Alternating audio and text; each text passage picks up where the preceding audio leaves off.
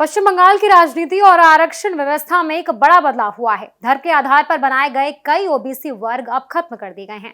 सरकार ने नई सूची जारी की है और उसके बाद राज्य में सियासत भी तेज हो गई है। सवाल यह है कि आखिर किसे मिलेगा इसका फायदा, किसका कटेगा आरक्षण और क्या होगा आने वाले चुनावों पर इसका असर। आइए समझते हैं। पश्चिम बंगाल में ओबीसी आरक्षण को लेकर बड़ा फैसला लिया गया है। राज्य सरकार ने धर्म आधारित वर्गीकरण वाली पुरानी व्यवस्था को खत्म कर दिया है और अब नई ओबीसी सूची लागू कर दी गई है। ये फैसला कलकत्ता हाईकोर्ट के मई 2024 के आदेश के बाद लिया गया। अदालत ने कहा था कि साल 2010 से 2012 के बीच जिन 77 समुदायों को ओबीसी सूची में जोड़ा गया था, उनमें प्रक्रिया ठीक तरीके से नहीं अपनाई गई थी। इसके बाद उन समुदायों का ओबीसी दर्जा रद्द कर दिया गया। अब राज्य सरकार ने 2010 से पहले की पुरानी सूची में शामिल 66 समुदायों को फिर से नियमित कर दिया है। इसका मतलब यह है कि अब समुदाय सरकारी नौकरियों और दूसरी सरकारी योजनाओं में 7% ओबीसी आरक्षण का फायदा ले सकेंगे। नई सूची में कई पारंपरिक और सामाजिक समुदाय शामिल हैं।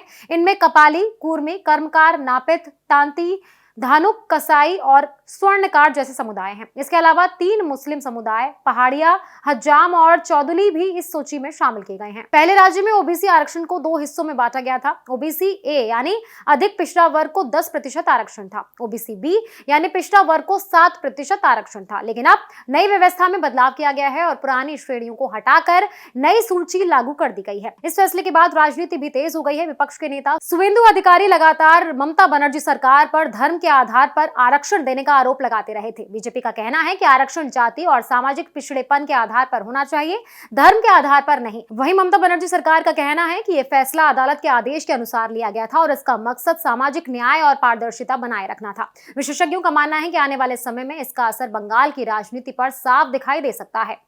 कुछ लोग इस फैसले को सामाजिक न्याय बता रहे हैं, जबकि कुछ इसे राजनीतिक रणनीति मान रहे हैं। फिलहाल सबसे बड़ा सवाल यही है कि क्या इससे राज्य में आरक्षण व्यवस्था ज्यादा पारदर्शी बनेगी या फिर इस पर नई राजनीतिक लड़ाई शुरू होगी।